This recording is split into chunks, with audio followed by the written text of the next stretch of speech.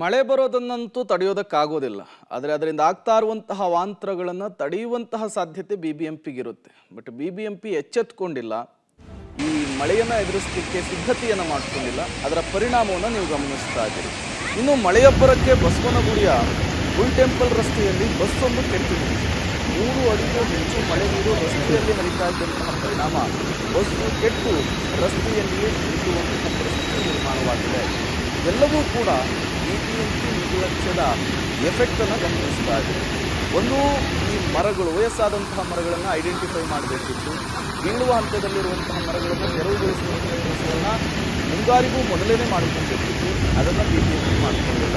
ಇನ್ನು ಮ್ಯಾನ್ ಹೋಲ್ಗಳನ್ನು ಜೊತೆಗೆ ಚರಂಡಿಗಳನ್ನು ಕ್ಲೀನ್ ಮಾಡುವಂತಹ ಕೆಲಸ, ಹೂಳೆತ್ತುವಂತಹ ಕೆಲಸ, ರಾಜಕಾಲುವೆಗಳನ್ನು ಸರಿಪಡಿಸುವಂತಹ ಕೆಲಸ ಮಾಡಬೇಕಿತ್ತು. ಅದನ್ನೂ ಕೂಡ ಮಾಡಿಕೊಳ್ಳಲಿಲ್ಲ. ಅದರ ಪರಿಣಾಮವನ್ನು ಇವತ್ತು ಬೆಂಗಳೂರಿನ ಜನ ಎದುರಿಸಬೇಕಾದಂತಹ ಪರಿಸ್ಥಿತಿ ನಿರ್ಮಾಣವಾಗಿದೆ. ಇದೇ ವಿಚಾರಕ್ಕೆ ಸಂಬಂಧಪಟ್ಟಂತೆ ನಮ್ಮ ಪ್ರತಿನಿಧಿ ಉಮೇಶ್ ಪ್ರತ್ಯಕ್ಷ ವರದಿಯನ್ನು ಕೊಟ್ಟಿದ್ದಾರೆ. ಬನ್ನಿ ನೋಡಿ.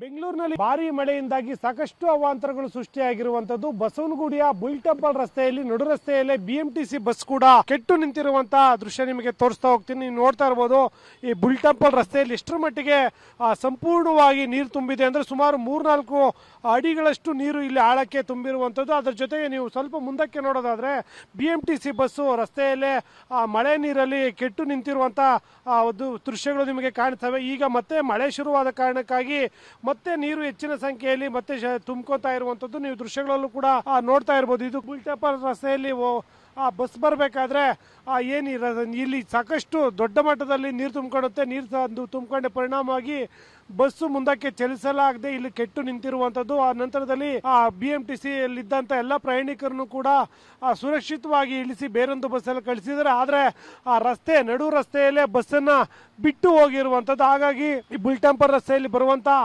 ವಾಹನಗಳನ್ನ ಬ್ಯಾರಿಕೇಡ್ ಹಾಕಿ ಬೇರೆ ಕಡೆಗಳಿಗೆ ಡೈವರ್ಟ್ ಮಾಡಿರುವಂತದ್ದು. ಇನ್ನು ನಗರದ ಬಹುತೇಕ ಕಡೆಗಳಲ್ಲಿ ಮರಗಳು ಬಿದ್ದಿರುವಂತಾಗಿರ್ಬೋದು, ವಾಹನಗಳು ಕೆಟ್ಟು ನಿಂತಿರುವಂತಾಗಿರ್ಬೋದು, ಮತ್ತೆ ಮನೆಗಳಿಗೆ ನೀರು ನುಗ್ಗಿರುವಂತಹ ದೃಶ್ಯಗಳು ಸಾಮಾನ್ಯವಾಗಿ ಕಾಣ್ತಾ ಇರುವಂತದ್ದು. ಕ್ಯಾಮರಾಮನ್ ಗೌತಮ್ ಜೊತೆ ಉಮೇಶ್, ಪಬ್ಲಿಕ್ ಟಿವಿ, ಬೆಂಗಳೂರು.